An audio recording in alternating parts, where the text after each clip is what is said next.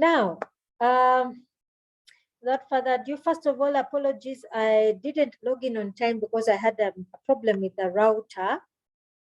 It gave me it wasn't starting properly, so I had to restart it and then connect. So apologies for that.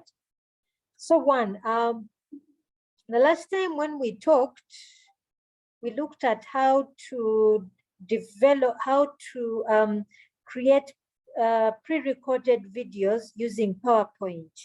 And the last request I had from Julius and Carol was that you wanted to get your own devices and have a practical session.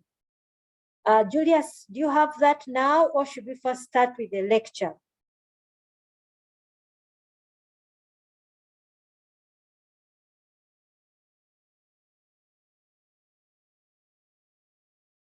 Begin with the lecture. Hello? Hello? Let's first begin with the lecture. We begin with the lecture? Yes. Okay, let's do that. All right. Okay. Just give me a minute.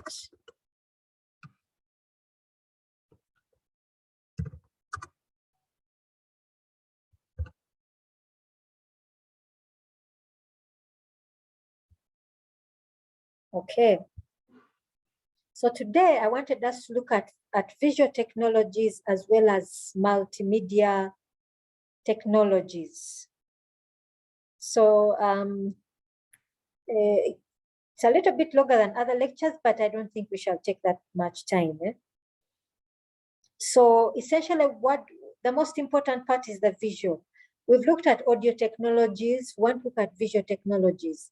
Now, when you get all technologies together, you get multimedia technologies because it encompasses all technologies.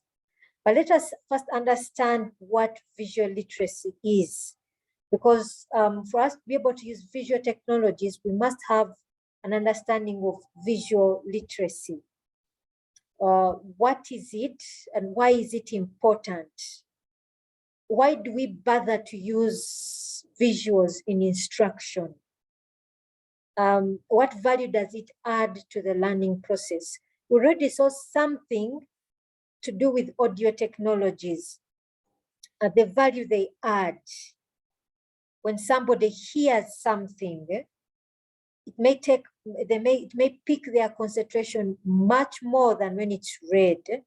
I have a young nephew who really, you rarely find him reading a book, but he loves these ebooks, the books that are read out loud. He really loves it. I remember even from childhood, he loved being told stories. So as he's growing up further, you realize, you notice that he actually loves to hear audio books. So also the visuals also add a certain value to the teaching and learning process because they bring something attractive to the learner. Anyone who has taught, who has been in the teaching profession knows you can easily lose the learner's attention. Even if when you think about yourself, you can easily lose track and not listen. Maybe you're not listening clearly, you're not paying attention, but a good visual can bring out something new. We are going to look at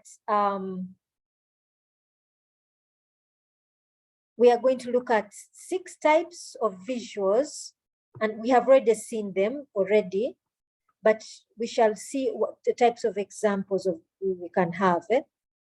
And you can also look at presentation softwares that bring about the visual part. PowerPoint is one of them. As I speak now, you also have a visual representation or summary of what I am saying using PowerPoint. So PowerPoint actually, when we think about it, it actually becomes one of those multimedia technologies because it encompasses all the technologies brought together. Now, when we look at visual literacy, because we're now looking at visual technologies, we should understand that there's what they call decoding and encoding. On the decoding part, there is need for a learner to be able to interpret what the learner has seen in a picture. So in other words, when you are putting up, you're trying to use an image in your classroom, you should be able to you should be able to ensure that this can be easily interpreted by your learners. So in certain situations, you may find certain things may not be, a certain visual image may not be easily understood by your learners because it is something new to them. Many times when we're talking about something, we assume everybody knows about it, but it isn't necessarily the case. So let me give you an example. Let us say you are a teacher of religion, and you put up an image, maybe of a crucifix or of Jesus or just a cross. And within your class, you have predominantly maybe Buddhist students.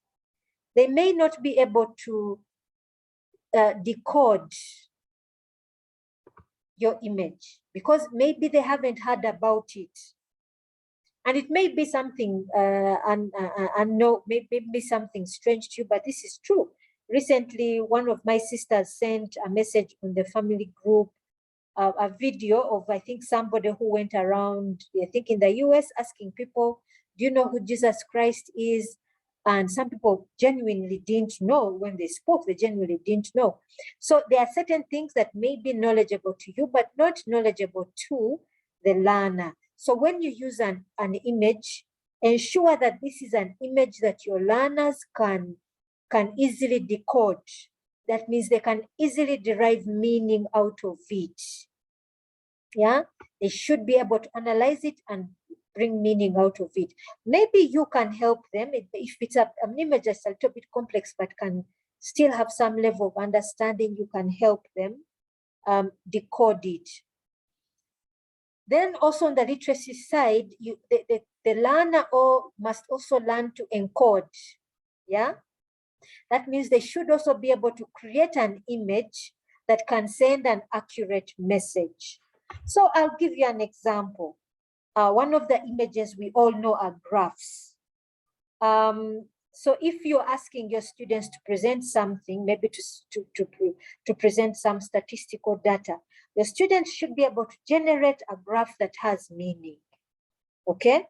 Generate a graph that has meaning. So that means they should be trying to express something, trying to communicate something, and that communication must be accurate, yeah? It should be accurate, so to speak. Any questions so far on visual literacy?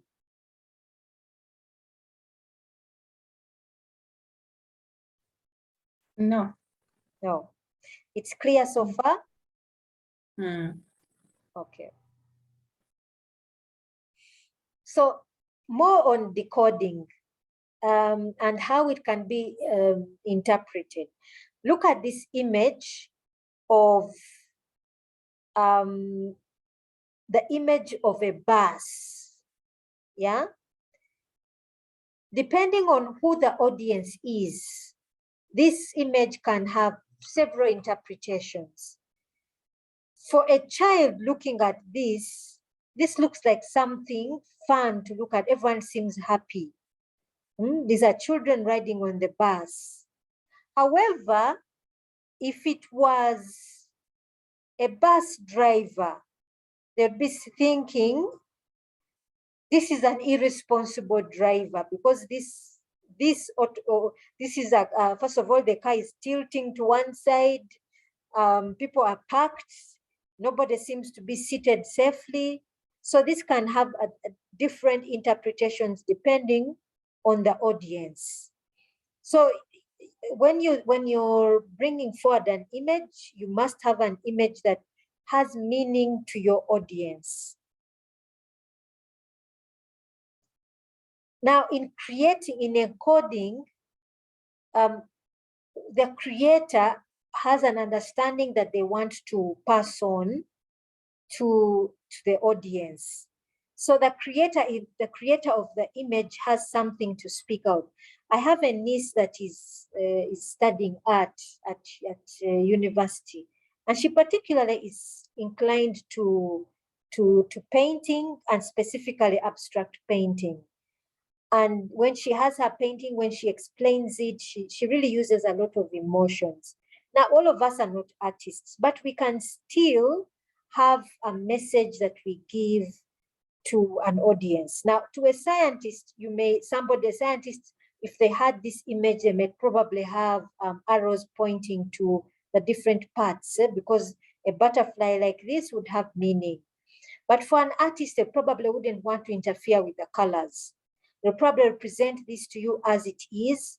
You have a butterfly with one side very brightly colored, another side is fading.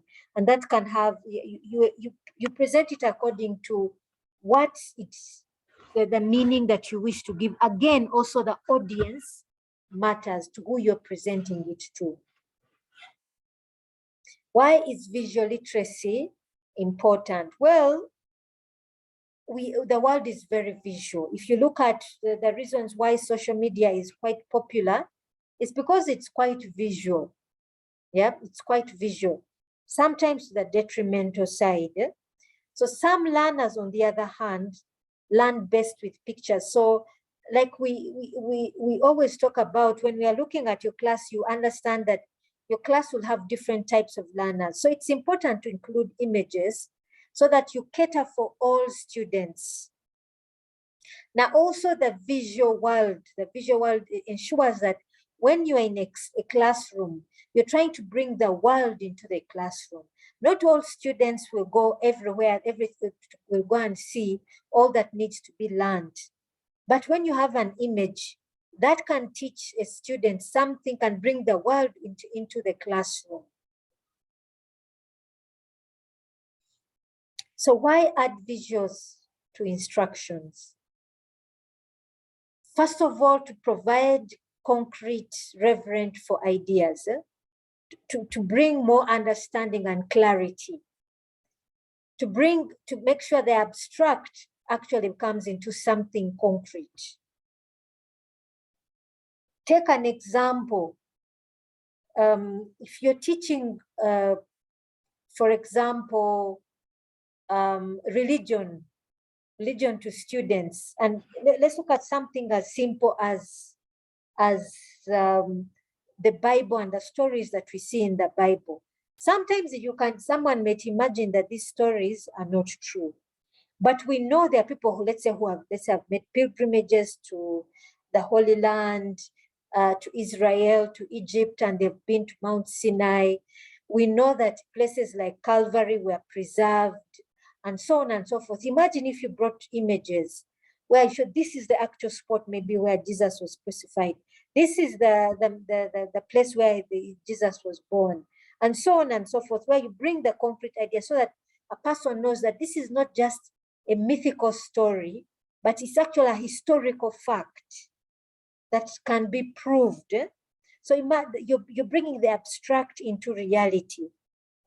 To motivate learners, like we said, for some people, they learn best using visuals to draw attention. For example, right now I've been using pointers. Now, if I bring in a laser and point to this area, you know that I'm giving emphasis to this area. So already, as we speak, I'm using visuals. When I underline a point and so on and so forth, you know that I'm bringing emphasis to a particular point.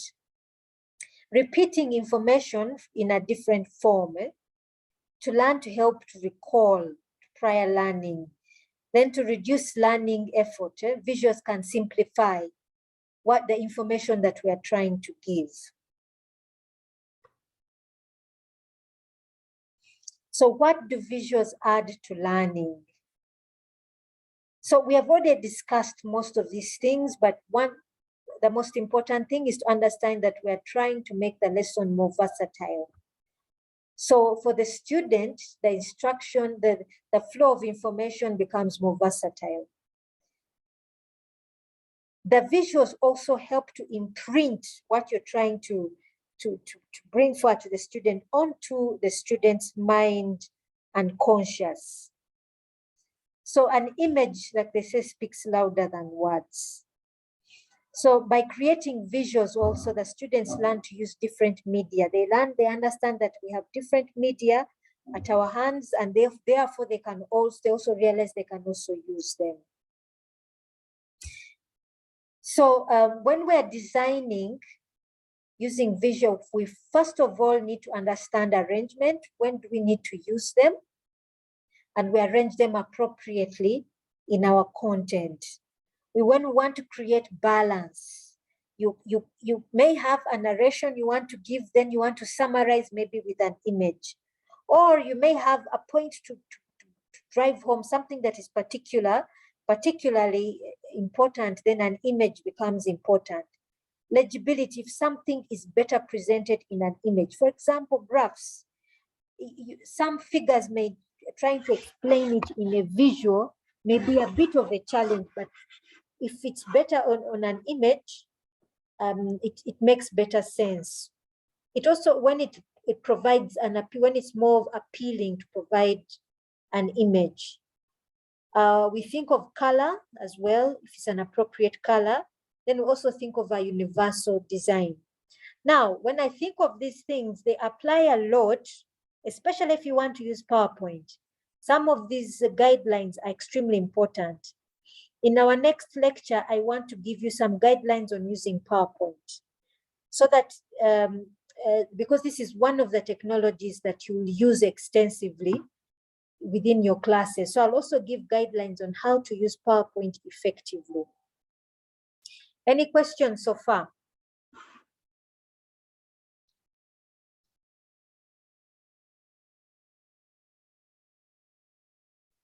Maybe additions. Yes, please.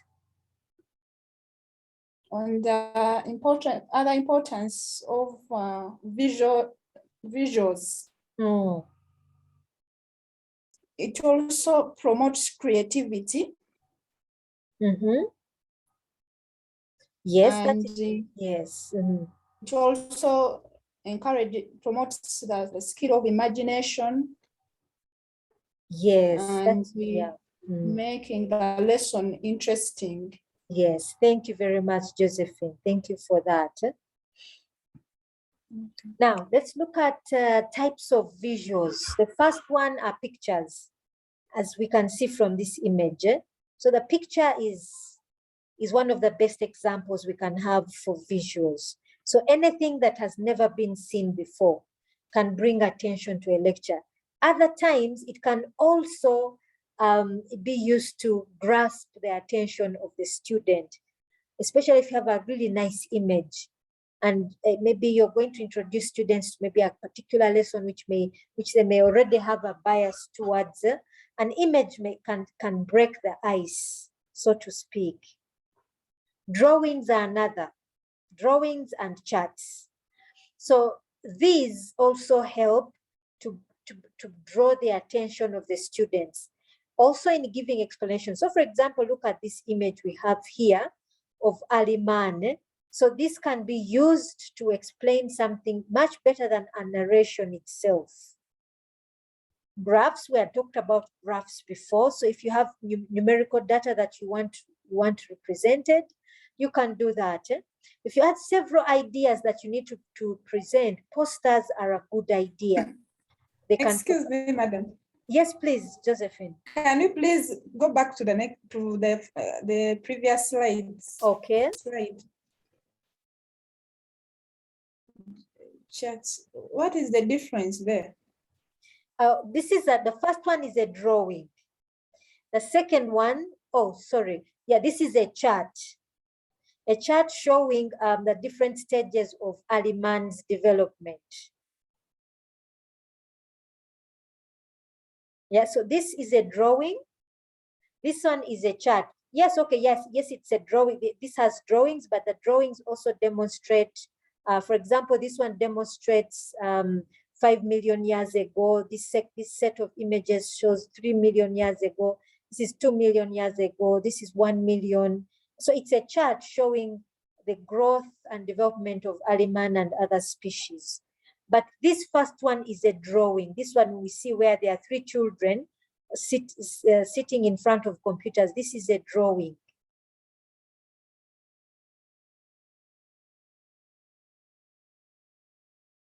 Is that one clear?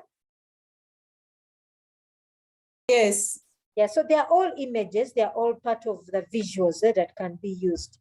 So this one is a graph. If you have numerical data that needs to be showed, this is a typical graph that can be used. And then if you have multiple ideas that you want to present forward, a poster is a good idea. A poster can have more than one idea that it can represent. So here you have counting rhymes. You have this one, which is 10 in the bed, 1, 2, back on my shoes, and so on and so forth. So they are just different rhymes maybe a teacher can use. Then we also have cartoons. Cartoons are part of drawings, but they can also be good to give a summary of it, of something. For example, other times cartoons have been used in maybe political satires and so on and so forth. We have a lecturer in Uganda Matters University called Spire. He's, I think, one of the people. He's actually, I think there's some nominations going on about the cartoonist that he also uses quite a bit of political satire cartoons to bring out messages on political issues. So here you also have an example of a student, someone trying to portray a student's life where they have a lot of sleeping, waking up, going to the lecture, lunch, and so dinner, the time they spend on Facebook, and so on and so forth, assignments, things like that. So this one is just maybe a pictorial representation of what students, what they would consider their life on a daily basis. So here we have some traditional visual technologies. So we don't want to say that ICT is the one which has brought visual technologies, but these have existed before. Here we have a summary of them, but we're going to go through each of them one by one. We have the non-projected videos. Previous technologies, we've had old, should I say, 3D models which may have been developed for a class. You may have real objects within the classroom. For 3D representation models, I remember one particular example I can give. I remember I spent some time with they call them missionaries of charity. These are the popularly known as Sisters of Mother Teresa. And one of the nuns, he was a catechist. She was teaching catechism classes to little children. And one time she developed a very small a model of the scenario of the Passion of Christ. That is Jesus in the Garden of Gethsemane, Jesus being taken to Caiaphas, Jesus being taken to Herod's palace, Jesus being taken to Pontius Pilate, then Calvary. She developed an entire 3D model, and she was teaching the children what Jesus went through in the Passion of Christ. And that was, I think that's the best example I can give of a 3D representation. Then you may have real objects in the classroom. So take an example, if there's someone teaching, this is something on ICT, and you bring your mobile phone to the class to show students what a mobile phone is or what a computer is. They are in classes, blessed those who are teaching science subjects, like biology. You have cases where the biology teacher will bring frogs into the class. Those are real objects, things that can illustrate. Then you have also the printed materials. You can have worksheets made by the teacher and they are brought forward, graphs which can be printed out, and also pictures that are brought in to give more clarity. Then you have other non-projected visuals. You have the bulletin board, the chalkboard, the whiteboard, flip charts, and so on and so forth. So this is a typical example of a chalkboard. This is one of the most popular the most widely used technology wherever you may go. Even if you go to the US, in the most highly developed university, the chalkboard has to be there. I think it's the most popular item that will always be there. So it is one item that is that I don't think will ever leave the classroom. It is quite affordable. It is reusable.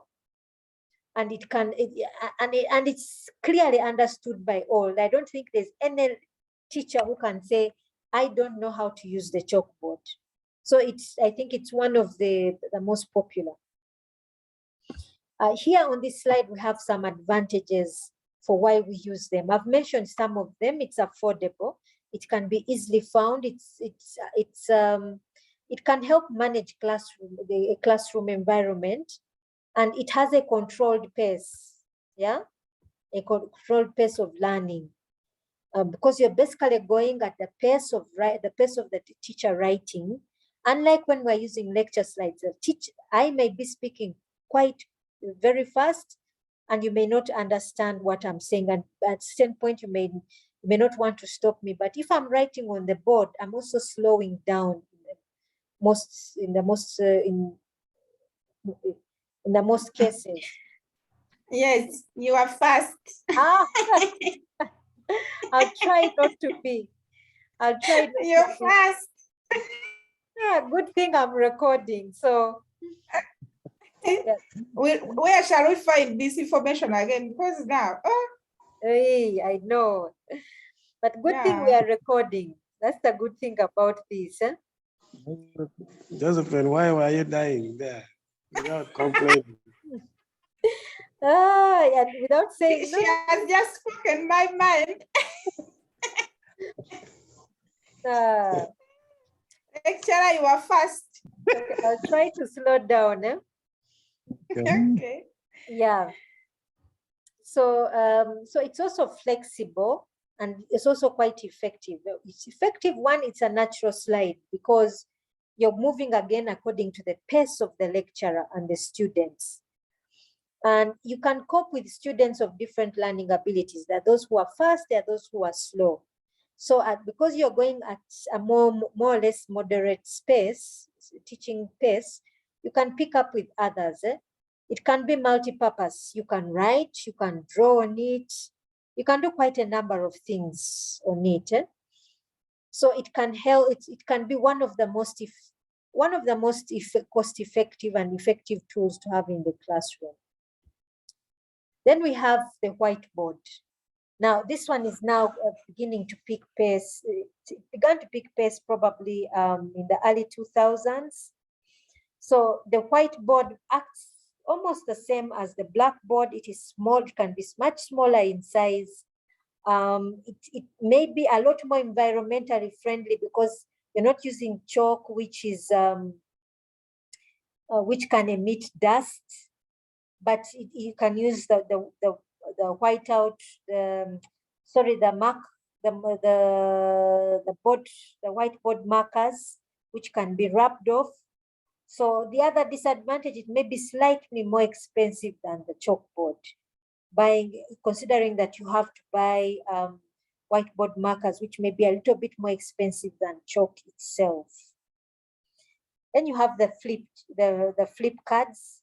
These are quite good, especially if you're doing presentations and if you are dealing with a topic that is already familiar to your audience. So, the flip cards, the flashcards are much smaller in size than, let's say, your ordinary chalkboard. And it's a piece of paper where you can write down a message and it would help guide a discussion on a particular topic. But one of the advantages, it would be good, let's say, if you're using it to present something to students or for students themselves to present something. It can also be good when you're reviewing a topic, yeah, within the classroom. Then we have charts. So charts fall in the same categories as graphs and pictures and so on and so forth. So in the chart, you may have a graph on it, you may have a map.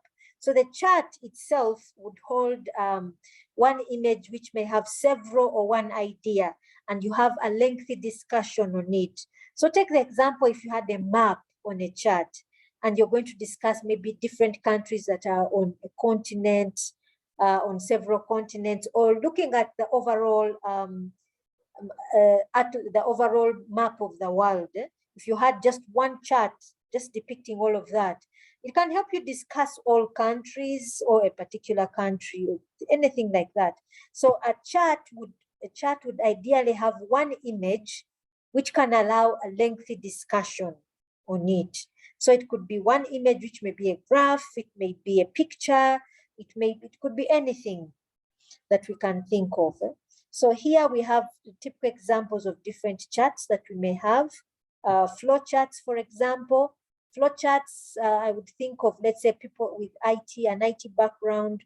When we're teaching design to students, you'd ask a student come up with a flow chart to show how information flows from one end to the other. If you have tabulation charts, when you have tables and graphs and so on and so forth. So you have different charts that one may present. We have flip charts as well. So flip charts are almost in the same category as the cards, but they are a bit larger in size. They are a little bit larger in size. Also, it also upholds the same idea as the cards. You would have one idea on a particular chart and you spend time presenting. So they are very good for making presentation in a classroom, either for the teacher or for the students. So they wouldn't hold that much data, but they would hold maybe one image from which you can, as a presenter, you can have quite a bit of discussion on it. They are handwritten, so they can take some bit of time coming up with them. So unlike, let's say, using PowerPoint where you may be typing, but something handwritten, well, let's say, if you look at this image, you have somebody has to actually draw this graph. So it's not something you can generate on a computer, but you have to actually develop it by hand. So here is an example of a model of three-dimensional models, like, for example, the one I gave you in the nun who was giving catechism classes. So this is a typical example of a 3D model. Then we have projected. Before I come to this, any questions so far?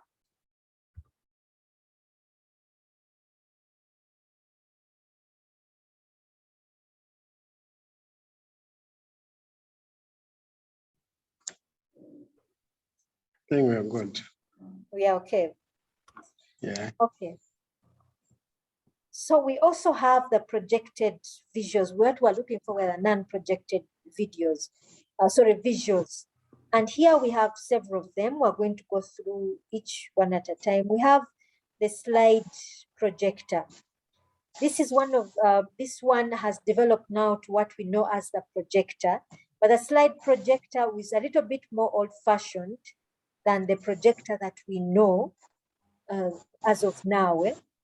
So this slide projector is similar to the overhead projector. It's old technology. Now, what would happen is the teacher or the lecturer would have developed a piece of paper which was transparent, put this piece of paper on this area which I am circling here, and this would be projected onto a wall. The first time I saw this was in 2001 when I was doing my master's. I haven't seen this technology again. It's a bit old. So what we have now is the projector that we know, the projectors that we know, the current type of projectors. But even those now are kind of being phased out with the multimedia technologies that we have. I'll give you an example why something like that is almost now obsolete. It's not really, but kind of. In my classroom, when we still had the physical classes at Rubaga, I don't know how many of you have visited our Rubaga campus since we had the lockdown. Yeah, we went there for picking admission. Yes. And then Now, registration. yes, please. Now, previously, before this COVID pandemic came in, we had most of our master's classes. Even now, your master's classes should have been there. And every time we went to teach, especially for us who are teaching masters over the weekend, I'm sure, and even those who are teaching undergraduates, the issue of projectors was really a challenge. Purchasing a projector is very expensive, and most of the time when the university was able to purchase, there was still not enough for all the lectures that were going on at that campus. So most of the time when you went to teach as somebody teaching at the master's class, you would probably call the administrator ahead of time trying to book, but once you got there, you found the projectors were all given out. So many times you were teaching without a projector. But the minute we started using multimedia technologies, that is things like Moodle and Google Classroom, we found we actually had no need for it. Why? Before I went for my lecture, I would upload my lecture slides onto Moodle, other lecturers on Google Classroom. And the students, once you got into class, if you had a smartphone or you had a laptop, the students would download the lecture slide. Even me, as a lecturer, I stopped even moving with my laptop to Rubaga. I started moving with just either my tablet or my smartphone. And I would start teaching, moving from one slide to the next as the students followed. Now you can imagine this was really liberating, where I was no longer running after projectors, and a number of lectures also stopped. So imagine something as simple as a multimedia technology like Moodle or Google Classroom got rid of, in that particular instance, of a projector, overhead projector. But yeah, that's one of them.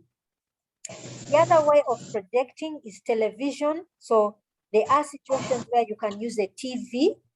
Let's just have an example of the flat screen TVs we have nowadays. Many of them have HDMI. I don't know if you know anything about HDMI cables or anything like that. I may be speaking a language that is unknown. It's true. Yes, but many of you have, some of you have flat screen TVs at home, eh? Yeah. Yes, and some of you have DSTV or Zuku or something. The commoners is DSTV. Yeah, so one of the ways you can connect from TV to the decoder of DSTV, you can use what they call the banana pins, or you can use an HDMI cable. So that cable, it supports just in the TV. You can also get it and connect it to a laptop and project. Just the way you would do it on a projector, you also use a TV. Some TVs have what we call a USB cable. Do you know what a USB is? Or a flash drive? Yeah, so some of those flat screens have a port where you can plug a USB or flash drive. And if you have anything, any content to project to your students, you can also do it on the TV as well. So the TVs, the modern TVs we have now can allow us to do quite a number of things. So you can use it for educational purposes, for business purposes, and so on and so forth. Any questions so far?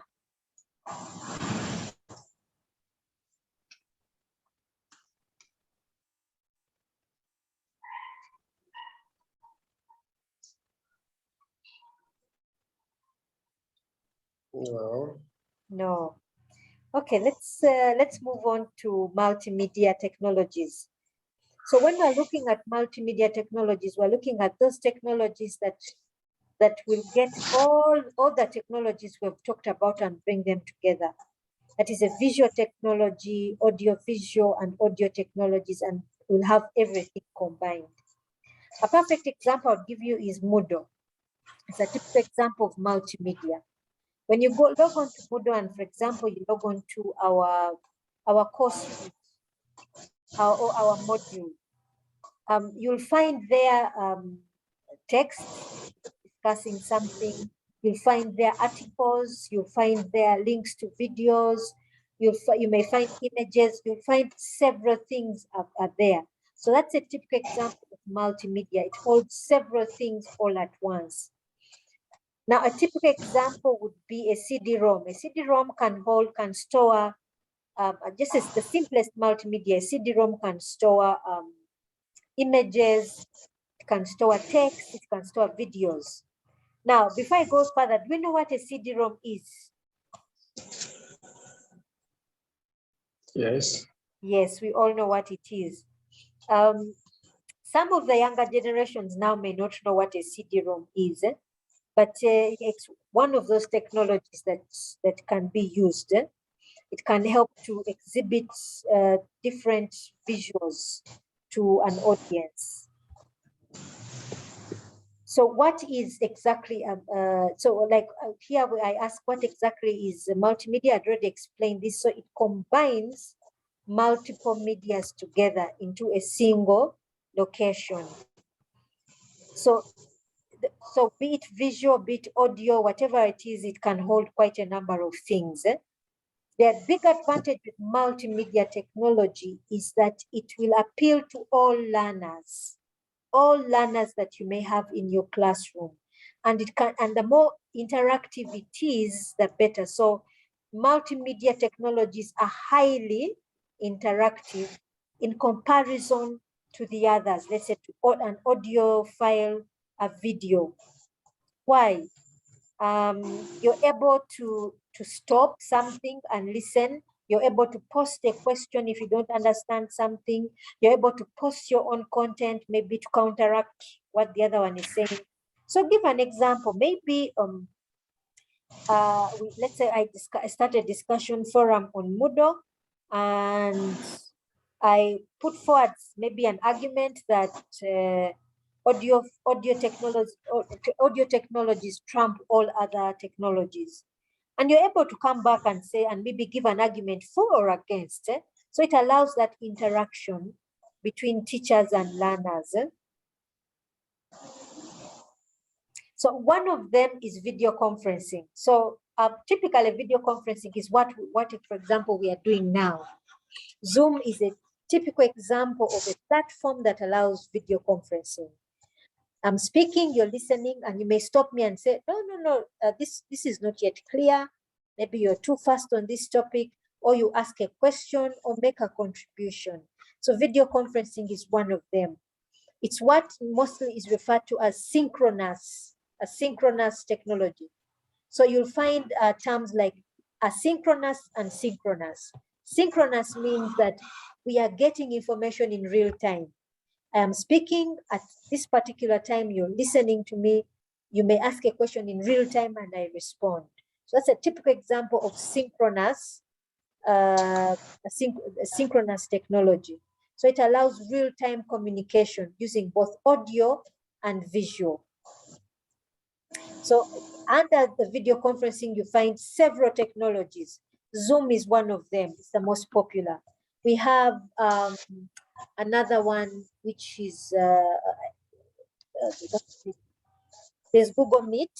Yes, Google Meet is one. There's another one for Microsoft. I seem to have forgotten it. MS Teams. Yeah, MS Teams. Yes, thank you, Josephine. MS Teams is the other one. Then there is Skype. Skype was one of the very first that appeared on the scene.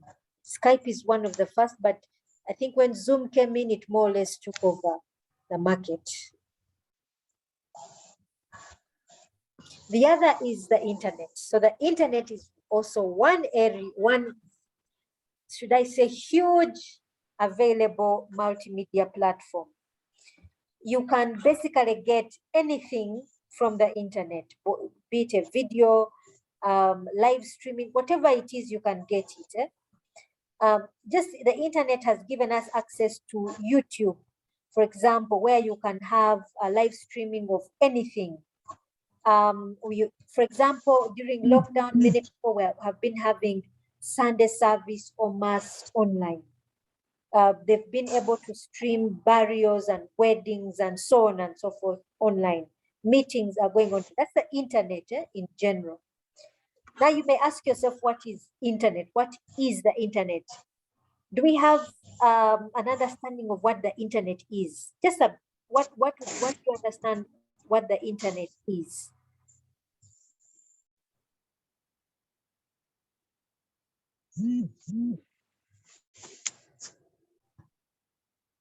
For me, I thought it was a means of communication whereby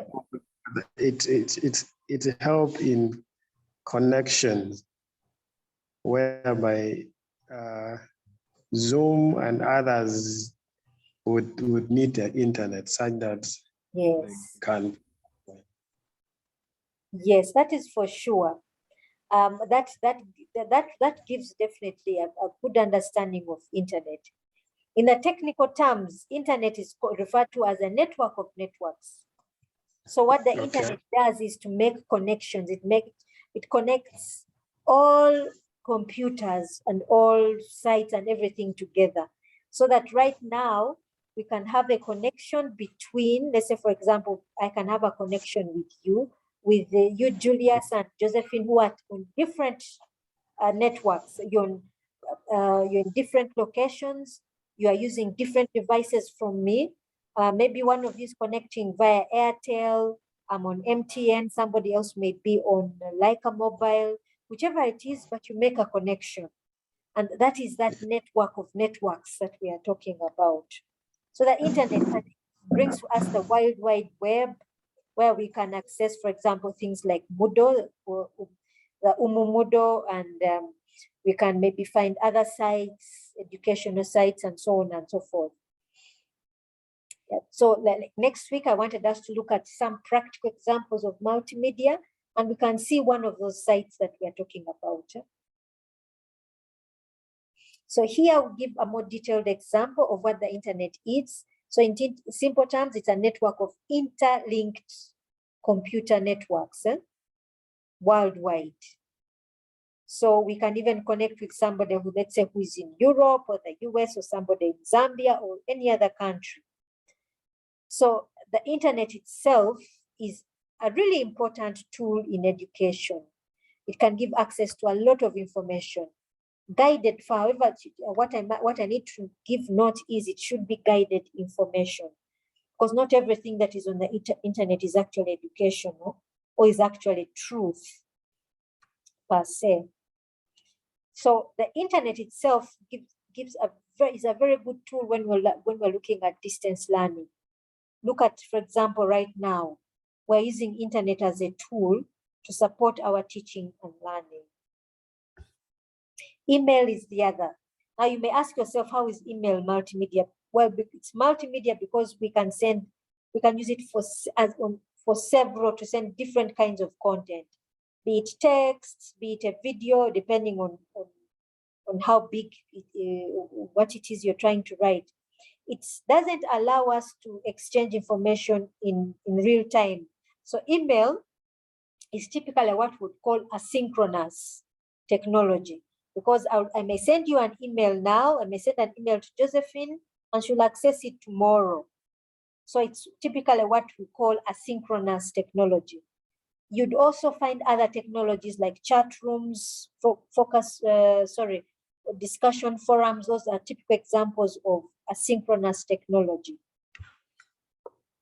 So it's also very good when you're looking at distance learning, so you can easily send information, but especially if it is in small doses. Like I said, it is asynchronous.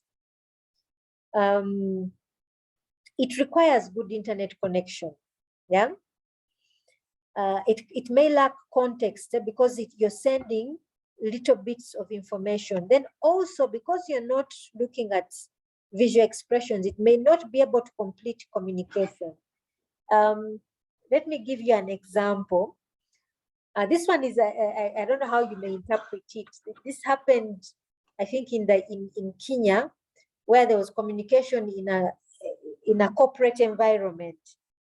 And there was this gentleman who was sending an email to one of his bosses. And I don't know, maybe he wasn't paying attention and he signed off love, so and so. And his boss responded, he said, the next time you write this, you send me an email, get ready to be fired. So, something like this, that the thing about email communication, we may not be in our right state of mind when we send something. You may send something erroneously. You may send something when you don't, when you're angry, and you may use harsh language. So one of the disadvantages is that because we don't actually see face to face with somebody, we may say something that may not be appropriate. So unlike let's say video conferencing, which can allow us to see each other face to face, you may be able to tell if somebody is happy about something or not, to get the full communication package. Then also the other point is that email messages can also violate privacy. What if you send me something and I share it with somebody? If you send me information, you may, even as a student, it may not be your wish that I share it with somebody, but imagine somebody seated next to me. Josephine has sent me a message, maybe appealing to me, and maybe she has failed to submit an assignment on time, and she tells me something personal, and maybe seated right next to me is my sister, and she reads it. You see, there's a violation of privacy there. So there are certain things that we need to consider when we are using some of these technologies. The World Wide Web is another. So this is part of the internet as well. When we think of the World Wide Web, what essentially we're talking about are any and all documents that we find on the web. So for example, if someone tells you the UMU website, www.umu.ac.ug, that's part of the World Wide Web. If you look at anything, google.com, so on and so forth, that's all part of the World Wide Web, and it's also part of the internet. So all of that is part of multimedia technologies. Now we come to e-learning. So this is where we come directly to a technology that is a multimedia technology that is specifically developed for learning. Yeah, electronic learning. So we have systems that have been developed for learning. So when I say this, what do I mean? Let us say somebody wants to look at maybe how to bake. I may go to YouTube and go there and learn something of how to bake. The person who put up that video may not have intended it specifically for a classroom, but maybe I use it if I'm a student of baking or something, or catering. I may use that video. But when you have an e-learning system, you have a system that has been specifically created to support teaching and learning. And this is where a system like Moodle comes in. It was specifically created for teaching and learning. So when you come there, you find it was organized in such a way that it can allow a user who is a teacher, it can allow a user who is a student. You will find things like a course unit, a program, and a course or a course unit. You will find topics arranged for you. You will find a discussion forums, chat rooms, whatever it is to support teaching and learning. You'll find tools like a grade book there. You'll find a tool like where you can upload an assignment. You'll find tools like a rubric to help you mark as a teacher. So it was specifically created to support teaching and learning. We shall look at it physically. I'll take you through Moodle and Google Classroom physically next week. So we actually see some of these things, their physical sense. What are some of their advantages? One, they help us reduce costs. On one hand, also on the other. I like to be careful about this.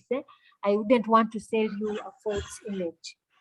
When we are using e-learning, it's possible for you to cut down on costs. So I gave you the example of projectors, which can be quite expensive. However, when ICT at UMU installed Moodle, they installed it on one machine, but several lecturers and students can use it. Unlike a projector, which can only be used by one classroom at a time. So there you see a real reduction in cost. Whereas there is a cost in purchasing that server, and you have an added cost of the internet, but however, it helps reduce on other costs like projectors and avoid the teacher, the lecturer doesn't have to move with a laptop to the classroom. They can easily move with their smartphone. It's fast, it gives a faster speed. in giving information. It also makes class interesting. When we are able to click and say, I'm going to click on this, click on that, it makes class a little bit more interesting, and you're able to arrange your topics much better than let's say if you're using papers and you're going flipping through papers and so on and so forth. The disadvantage is that online learning can be lonely. Yeah, it can be lonely. Josephine may be seated somewhere there and she feels the lecturer is going too slow, but Julius is thinking, I'm okay with this. So it kind of gives you, it can kind of isolate. There's also the physical part where you may strain your eyes, you may end up having a bad posture. Maybe you're lying down on the bed or seated on a chair, which is too comfortable and not necessarily seated upright like when you'd be in a physical classroom.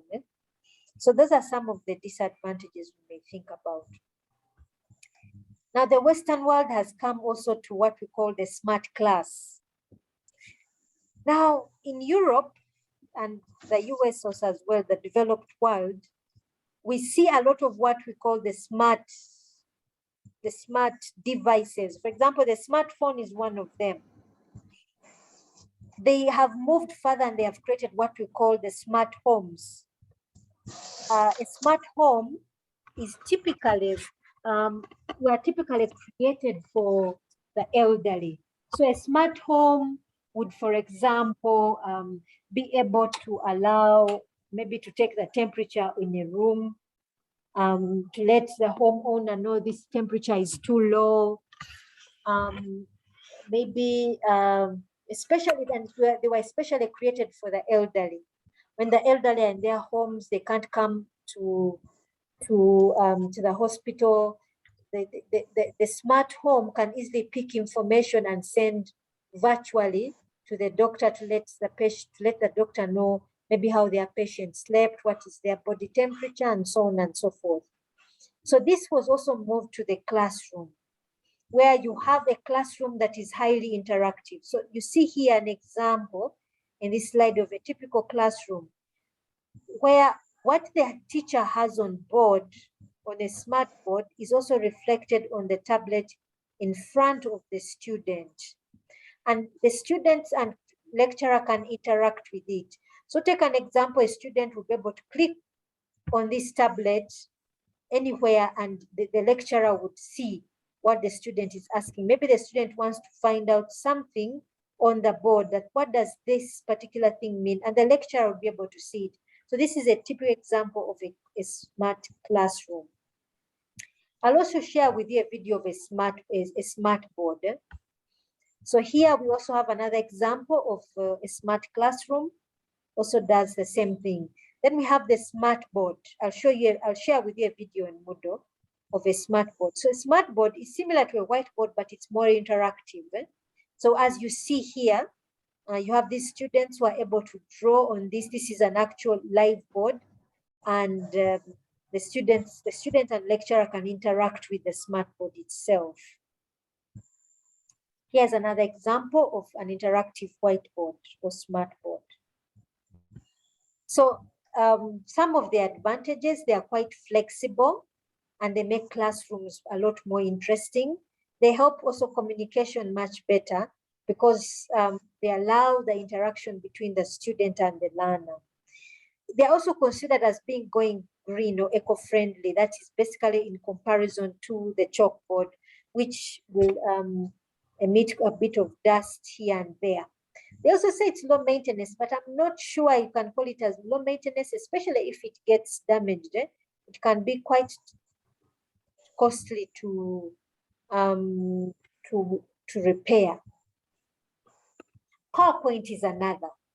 And we have seen, I showed you last week, how interactive PowerPoint can be, of what a great advantage it can be for a classroom. You can do quite a bit with a PowerPoint presentation. Then we have the LCD projector.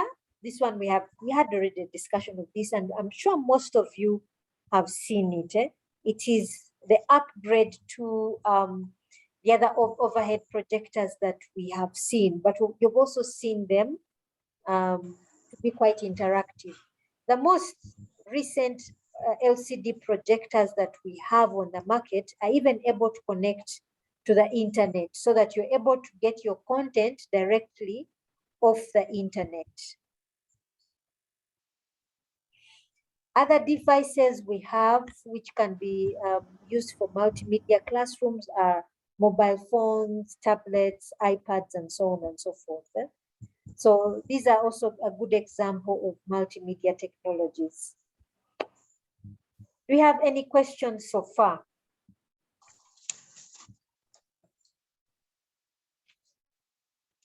I think the reason why Josephine said your toppers is because this is an interesting unit or topic, Okay. which we wanted us to, me particularly, if I have to talk for myself, Yeah. we should have gone slowly so that we get to understand it very well, because we're going to use these. Yes. This is also what. Sorry, many apologies. I've gone a bit fast. I've gone a bit fast. Sure. Now, Yeah. I just want to get some information or a guide. Yes. How I would be in position to identify or know that this website is a good one where I can get information, more especially like academic information, educational information. Okay. Okay. That's that. Sorry, Julius, you're a bit low. Your network.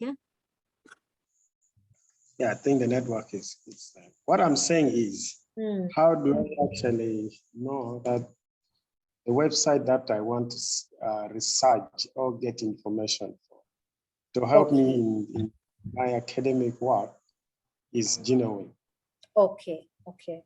So I think this goes back to your question of the internet and the World Wide Web, where we can get quite a bit of information, but we may be asking ourselves, is this the right information, let's say, I can use for myself as I'm teaching or as a student right now at UMU, or that I can guide my students to this particular area.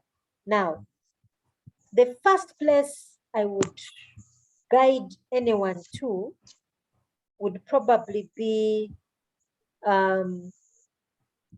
let me first remove this. The first place I would probably guide anyone to would be Google Scholar. Anyone, be it my students or another fellow lecturer, the first place I would guide is Google Scholar. So Google Scholar holds academic information on any topic whatsoever. So take an example, if I wanted to find out something on educational technology. Yeah, educational technology, maybe in the classroom or something. Maybe let's say in the classroom. It's even given me some suggestions. I find here a number of articles, published articles on that topic. Yes, you can see here on the screen that I have a number of links to published articles. Now, bear in mind, some of them, it will give you are freely available, others are not. To know what is freely available, you'll see something on your right-hand side where I am pointing with my cursor. You'll see a PDF, which you can download. Yeah. So whatever topic it is you wish to find, if you're using Google Scholar, you'll find it there. And here you can see it gives me several pages. This is just the first page. I can move to the second page and so on and so forth. That is one. Two, Okay.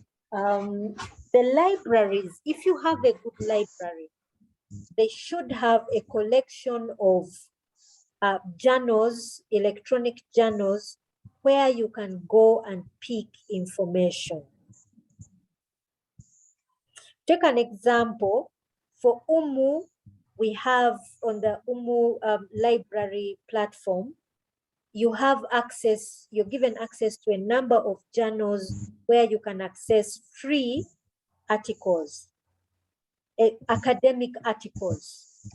If you don't have access to the free articles, one of the things you can do is send to your librarian, either at school or like right now you're at UMU, you can send an email to the librarians or anyone else, anyone they've given you as a contact person, and through their contacts with other libraries, they should be able to get you an article that you don't have access to. So for me, those would be the two sources that I would point out to you.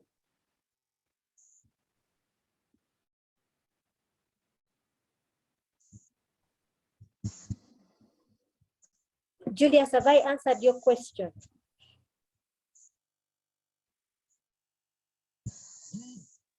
Okay. Okay. Any other Yes, questions? it is clear. Okay, okay. Do we have any other question?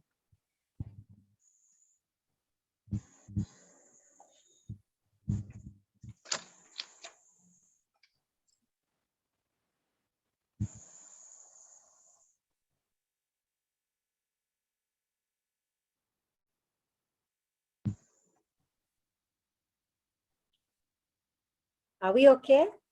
Josephine has actually asked about how we can get those recording. Which recordings? You, The classroom Of- recordings. yes, the classroom recording. I put Or in links. other words, I put or in links. other words, the slide. Pardon? Or in other words, the slide. The slides. All slides, I put them up on Moodle. And then all recordings, let me also just share with you again. And all recordings, I also link them up in Moodle. So let me just, if I can move this out of the way. Here, let me just edit.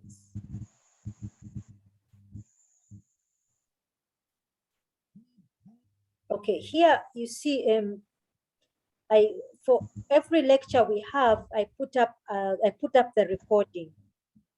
So this one is Introduction to Education Technology. So this should have been our first lecture. This one was on teaching models. So I put up the lecture slides in the folder, and any reading material, those are in folders. And then the recorded class, the recorded lecture is put up in, the link is put up there in YouTube. So take an example. Here we have the recording for our lecture on communication. If you click on it, it takes you to YouTube. If you wish to download it from YouTube itself, what I would advise is install, if you go to, you can install a plugin that allows you to download. So for example, for my YouTube channel, for my YouTube itself, I installed a plugin. So I'm able to download this video if I wish. I can come here and then say MP4 normal download, and it will download, and I'll have this lecture for as long as I have it on my laptop.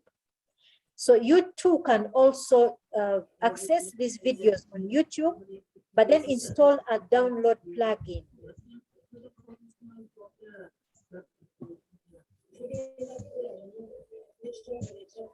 Have you understood so far? Yeah, it's okay. Okay, would you like for me to show you how you can install the download plugin? Yeah, If you don't it's have. fine. Okay. You're okay.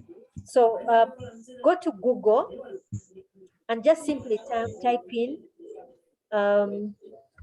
maybe, oh, sorry, YouTube. You can type YouTube download plugin. You can say if you have Firefox, you can do it for Firefox.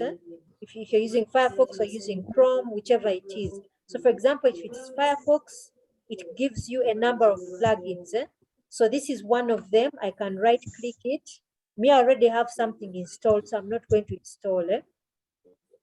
So here in this channel, I've added it so I can click. Here it's asking me to remove, but because I already have something, but for you it would say add or something. So you add it on and you go ahead and start to use it. It automatically installs it for you. Sure.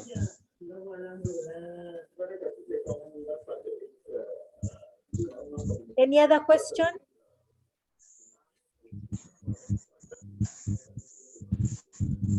My battery is warning me, so we really